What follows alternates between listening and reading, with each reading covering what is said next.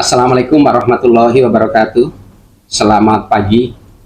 Hari ini Jumat 22 Maret 2024 bersama saya Supriyadin Deor dalam program Bincang-Bincang Metro Dompu Channel. Kali ini kita mengangkat tema peran strategis TNI Kodim 1614 Dompu dalam membantu program pemerintah daerah. Sudah bersama saya Bapak Letkol Kavaleri Rian Oktiavira Jati STMM selaku Komandan Kodim 1614 Dompu. Selamat pagi, Komandan. Selamat pagi Pak Supriyadin. Bagaimana kekuatan atau kondisi kekuatan teritorial TNI di wilayah hukum Kodim 1614 Dompu saat ini, Komandan? Baik, terima kasih Pak Supriyadin. Jadi seperti yang kita ketahui bahwa Kabupaten Dompu itu kan terdiri dari 8 kecamatan ya. Siap. Saat ini kami hanya memiliki 6 koramil, di mana ada 2 koramil yang membawahi 2 kecamatan, yaitu Koramil 01 membawahi Kecamatan Dompu dengan Uja, Koramil 03 membawahi Kecamatan Pajo dengan UU. Jadi memang secara komposisi perlu ada pengembangan sih sebenarnya menurut saya, khususnya di wilayah 01 yang dinamika masyarakatnya cukup tinggi dibandingkan wilayah lain. Apa kendalanya itu, Komandan? Kendala pengembangan ya? Ya. Kendala pengembangannya adalah yang pertama kita harus bikin kajian. Kajian itu pernah dibuat dulu oleh senior-senior saya, tapi mungkin karena prioritas dari Angkatan Darat sendiri yang masih menaruh fokus di wilayah lain yang dianggap lebih penting dari aspek strategisnya. Tetapi sebenarnya ini bisa didorong juga sih sebenarnya dengan surat ataupun usulan dari pemerintah daerah secara jalurnya untuk mendorong kajian kami didorong dengan surat dari pemerintah daerah. Saya pikir kalau itu bisa bersinergi dan kuat alasannya, saya pikir menjadi pertimbangan bagi pimpinan Angkatan Darat untuk mengembangkan koramil di sini. Apakah dengan kekuatan itu sudah sesuai dengan standar antara TNI dengan masyarakat itu, Komandan? Nah, begini Pak, yang perlu diketahui adalah konsep pengembangan TNI itu tidak sama dengan kawan-kawan di kepolisian. Kalau di kepolisian itu setiap ada pengembangan administrasi, ada pengembangan kecamatan baru, secara otomatis pasti akan dibentuk polsek. Siap. Tetapi kalau kami itu lebih melihat dari perspektif ancaman. Nah, perspektif ancaman inilah yang menjadi pertimbangan di level Mabesat, Markas Besar Angkatan Darat, untuk mengembangkan suatu satuan, khususnya satuan komando kewilayahan seperti Kodim, Koramil di suatu wilayah. Peran TNI, karena kita tahu bersama bahwa TNI itu perannya dalam menjaga kedaulatan dan keutuhan NKRI ini. Ya. Bagaimana yang dilakukan TNI yang ada di Kodim 1614 Dompu? Oke, kalau bicara peran Pak, saya koreksi sedikit. Yang tadi disebutkan menjaga kedaulatan, menjaga keutuhan, melindungi segenap itu adalah tugas pokok TNI, Pak. Tetapi peran TNI sendiri adalah sebagai alat negara di bidang pertahanan yang bergerak berdasarkan keputusan politik suatu negara. Kalau kita breakdown lagi di level kabupaten seperti halnya Kodim, maka perlu adanya suatu peraturan lah yang mengatur pelibatan TNI di dalam membantu pemerintah daerah. Kenapa membantu pemerintah daerah? Karena itu sudah termaktub di dalam Undang-Undang Nomor 34 tahun 2004 pasal 9. Tugas TNI meliputi operasi militer perang dengan operasi militer selain perang. Nah, operasi militer selain perang itu ada 14 item. Salah satunya adalah membantu pemerintah daerah. Nah, inilah yang harusnya di breakdown oleh seluruh pemerintah daerah di Indonesia, mengatur tentang rule of engagement-nya tentang TNI. Ya, berikutnya kegiatan-kegiatan mungkin yang pernah dilakukan oleh Kodim 1614 Dompu yang selama ini ya pasti banyak, tetapi yang lebih menonjol mungkin hubungannya dengan masyarakat atau dengan pemerintah. Oke, terima kasih Pak. Kalau ditanya perbantuan TNI gitu ya untuk kepada masyarakat, saya bicara yang sudah jelas ada MOU-nya lah. Siap. Mulai tahun 2015 ke sini itu sudah ada MOU dengan Kementerian Pertanian dengan TNI untuk menjaga atau meningkatkan ketahanan pangan bahkan sampai kedaulatan pangan. Dulu kita pernah dengar ada cetak sawah, segala macam. itu masih berlanjut. Nah, kami dengan jajaran kami, Koramil, dan ujung tombaknya adalah bapak-bapak Babinsa yang luar biasa, itu selalu mengawal Pak program itu ketahanan pangan, bagaimana menjamin ketersediaan pupuk sampai dengan panen penjualan itu, sehingga petani itu bisa mendapatkan untung. Artinya meningkatkan kesejahteraan masyarakat. Itu dari ketahanan pangan. Belum lagi stunting Pak. Stunting kan kita tahu nih, target pemerintah di tahun 2024 itu di bawah 14% target stunting di level nasional. Kalau kemarin kita mengutip pernyataannya Pak Wakil Bupati bahwa Kabupaten Dompu sudah menurunkan angka stunting sampai level berapa persen, saya lupa itu ya, dan sudah cukup turun. Itu juga kami memiliki kontribusi di bidang itu, karena satu contoh, kami memberikan bantuan secara rutin Pak, supaya masyarakat tahu nih Pak ya, bantuan secara rutin di Desa Pekat kepada salah satu SD, SDN 20 dan Posyandu. Secara rutin kami memberikan bantuan pemberian makanan tambahan berupa telur dengan susu. Dan selama 3 bulan ini kami sudah memberikan bantuan tuh, ada peningkatan berat badan tuh. Anak-anak itu yang kita berikan telur setiap hari. Nah, ini salah satu bentuk keterlibatan kami sebagai stunting, bencana alam, Kamtipmas, buka blokir jalan, apapun itu, illegal logging. Kami membantu pemerintah lah, sesuai dengan amanat yang diberikan kepada kami dalam undang-undang itu. Gitu Pak. Ya. Berkaitan dengan kasus-kasus internasional, ya, seperti illegal logging, narkoba, judi, kira-kira apa tindakan preventif dan represif TNI terhadap kasus-kasus tersebut? Oke, kalau bicara preventif dulu nih Pak, ya, kita harus pahami dulu bahwa biarkanlah institusi yang ada itu bekerja sesuai dengan job description-nya. Kita tahu bahwa aparat penegak hukum itu ada kejaksaan, kepolisian, lalu ada kehutanan ya, untuk di masalah perkayuan segala macam. Nah, mereka ini ada di sektornya untuk menangani dan membenahi permasalahan yang tadi disebutkan. Ada illegal logging, mungkin narkoba, judi online segala macam. Kami sifatnya membantu. Preventif kami adalah kami melakukan patroli Pak. Kami sudah ada kerjasama dengan kawan-kawan di Taman Nasional Tambora ini. Mulai tahun 2023 kami melakukan secara periodik Pak. Di tahun 2024 ini kami lebih intens, setiap hari kami melakukan patroli di wilayah Tambora. Karena apa? Karena kami berkomitmen dengan kawan-kawan di Taman Nasional Tambora itu, jangan sampai lah perambahan hutan yang sudah cukup masif di Dompu ini akhirnya merambah lagi ke kawasan Tambora, yang mana itu adalah ikon kita salah satunya. Kami sudah melakukan itu, dan sudah beberapa kali kami juga menemukan dengan teman-teman tentunya, menemukan pembalakan liar segala macam. Itu adalah tindakan preventif. Represifnya adalah ketika kami menemukan itu, kami akan menangkap, dan kami nangkap, kami dalami, tapi kami serahkan kembali lagi.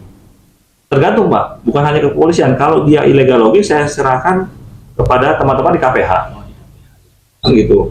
Kalau dia judi atau narkoba, setelah kami dalami, kami serahkan kepada kepolisian, karena wewenangnya ada di mereka. Kembali lagi, kami membantu.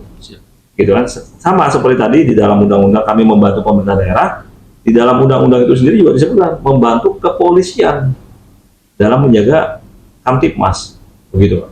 Ya. Terakhir kemudian berkaitan dengan sekarang ini marak terjadinya pemblokiran jalan, pembacokan, pemanahan, khususnya di Kabupaten Dompu ini, bagaimana sikap TNI terhadap kasus-kasus ini? Oke. Permasalahan yang tadi disebutkan itu permasalahan yang cukup kompleks ya Pak.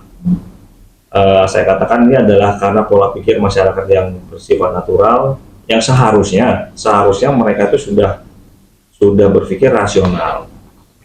Ini permasalahan kompleks. Kalau kita bicara blokir jalan, kan mereka menginginkan suatu permasalahan supaya cepat selesai, cepat direspon secara instan. Padahal kita tahu ada step by step yang harus dilakukan oleh kawan-kawan APH segala macam. Lalu yang kedua, tadi menarik, masalah pemanahan, pembacokan. Saya sebagai orang luar, Pak, saya harus melihat dan harus mengatakan ini apa adanya. Mudah-mudahan ini menjadi penyemangat pemerintah daerah untuk membangun. beberapa kali kami melakukan penangkapan kepada anak-anak muda yang melakukan pemanahan. Setelah kami elisitasi dalamnya itu, ternyata mereka itu berasal dari keluarga yang broken home. Mereka tidak diperhatikan oleh orang tuanya. Lalu yang kedua, saya berpikir juga anak-anak muda Dompu ini kan energik ya, sangat senang olahraga. Tetapi mereka tidak punya tempat penyalurannya. Di mana coba kita lihat penyaluran olahraga yang representatif lah saat ini ya. Saya harus mengatakan ini, perlu ada upaya perbaikan. Di Dompu sendiri kan tempat hiburan minim.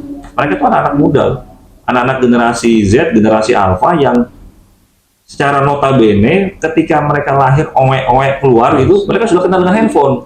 Mereka melihat kawan-kawannya yang di Jakarta, di Bali, di Surabaya segala macam. Mereka juga pengen sebenarnya kayak memiliki penyaluran hasrat seperti mereka, tapi nggak ada. Sehingga apa? Mereka mencari cara untuk menunjukkan eksistensinya mereka. Nah, inilah yang perlu diperhatikan oleh kita semua, baik itu Pemda, kami, kepolisian, BP3A, unsur pemerintah di kelurahan segala macam. Ayo kita duduk sama-sama lah. Kita pikirkan ini anak-anak kita bagaimana nih cara penyalurannya? Apakah perlu kita nanti mengadakan suatu event sehingga mereka punya tempat penyaluran secara rutin event itu, sehingga akan sedikit teralihkan lah niat-niat mereka itu pembacokan, pemanas segala macam. Kalau tindakan preventifnya terhadap kasus-kasus seperti itu, pemblokiran, apa yang dilakukan LTNI seadanya? Oke. Yang pertama nih, Pak, terima kasih ya. Preventif ya pertanyaannya ya. Preventif. Kami secara rutin melakukan patroli, baik itu di wilayah kota sini maupun yang di Pekat, di Kilo, secara rutin kami melakukan patroli itu. Baik berdiri sendiri, artinya kami TNI berpatroli sendiri maupun kami bekerja sama dengan kepolisian dalam bentuk sinergi kami dengan kepolisian. Yang kedua, kami juga sering melakukan dialog kok dengan masyarakat, dengan tokoh-tokoh di sana. Biasanya malam hari kami masuk ke sana itu untuk sekedar dialog saja. Bisa dibilang samawa lah, sapa masyarakat dan warga. Kami datang ke sana, tanya keluh kesahnya apa, kita coba fasilitasi. Mudah-mudahan sih ini bisa menjadi salah satu inilah ya, pintu awal untuk menghilangkan kebiasaan-kebiasaan yang sering dilakukan tadi, baik pemanahan, blokir jalan segala macam.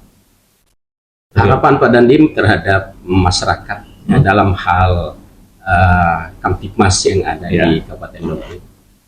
Harapan saya tentunya pasti sejalan lah dengan harapannya pemerintah daerah, Pak. Artinya marilah masyarakat menjaga kondusivitas wilayah ini dengan baik. Supaya apa sih?